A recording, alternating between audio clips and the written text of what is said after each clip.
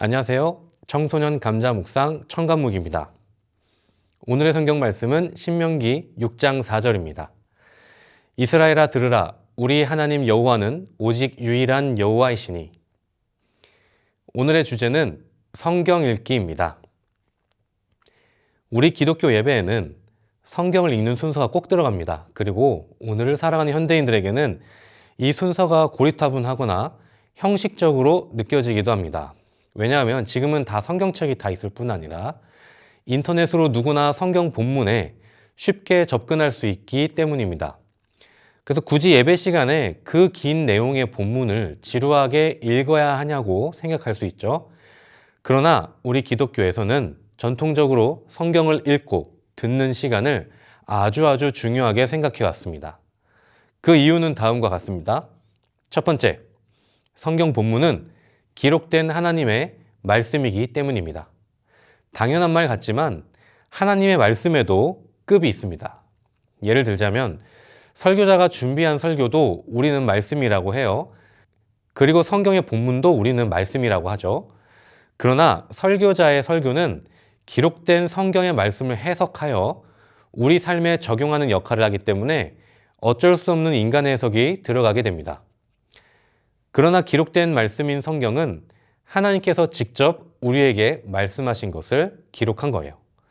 따지자면 기록된 성경의 말씀을 읽는다는 것은 하나님의 말씀을 직접 듣는 것이죠. 그래서 성경을 읽고 듣는 것은 아주 중요합니다. 두 번째, 옛날에는 책이 아주 귀했습니다. 지금은 인쇄기술의 발달로 우리 손에 성경이 다 들려있지만 옛날에는 책 한 권이 가문의 보물, 심지어 국가의 보물이었습니다. 책 한 권을 만들어내려면 수많은 동물의 가죽과 고급 잉크가 필요했고요. 모두 다 사람의 손으로 직접 옮겨 써야만 했습니다. 그렇다 보니 초대교회 때는 예배당에 성경 한 권이 있을까 말까 했어요.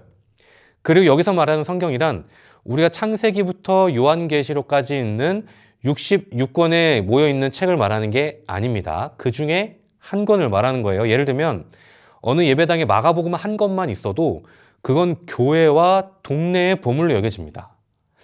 그렇다 보니 성경 본문에 직접 접근할 수 있는 사람은 회당장이나 혹은 랍비, 이런 극소수의 사람들 뿐이었어요. 그러니 예배에 참여하는 많은 사람들이 하나님의 말씀을 들으려면 누군가가 꼭 읽어주고 해석해주는 사람이 있었어야 했던 것이죠. 그래서 예배 시간에는 성경을 읽는 시간이 꼭 필요했습니다. 세 번째, 우리는 하나님의 말씀을 듣는 존재로 창조됐습니다.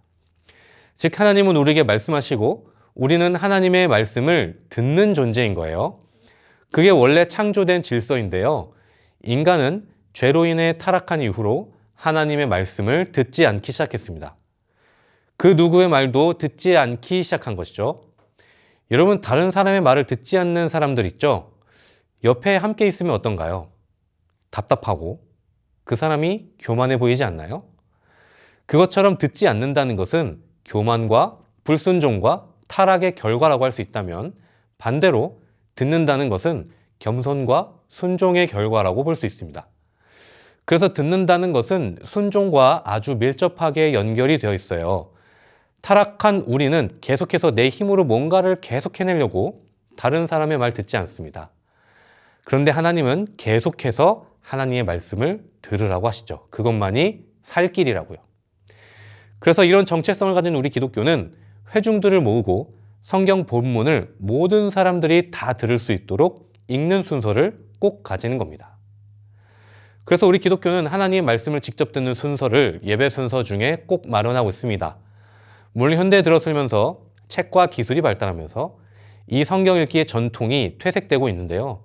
저는 이 전통이 꼭 살아나야 한다고 생각합니다. 예배 시간 중에 성경을 함께 읽는 시간도 늘어나야 하고요. 뿐만 아니라 예배 외에도 성경을 읽는 시간을 꼭 확보하셔야 합니다. 여러분 혹시 흙탕물이 된 컵 속의 물을 깨끗하게 하는 법을 아십니까? 누군가는 흙이 가라앉을 때까지 기다리거나 물 속의 흙을 떠내려고 할 겁니다. 그러나 확실하게 물을 깨끗하게 하는 방법이 있어요. 흙탕물에 깨끗한 물을 왕창 부으면 됩니다. 컵 속의 이물질이 다 컵 밖으로 흘러 넘치게 돼요. 저는 이게 성경을 읽어야 되는 이유라고 생각합니다. 우리가 확실하게 거룩하고 의로워질 수 있는 방법은 내 안을 돌아보고 내 안에 죄를 깨끗하게 하려고 발버둥 치는 것이 아닙니다. 의롭고 거룩하신 하나님의 말씀을 공급받으면 됩니다. 하나님의 의를 공급받으면 우리는 우리 안에 있는 죄는 날아갑니다.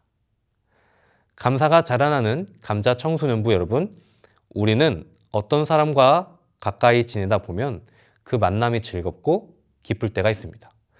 그러나 하나님과 가까이 지낸다면 어떨까요? 그 만남이 가진 즐거움과 기쁨이 더하지 않을까요?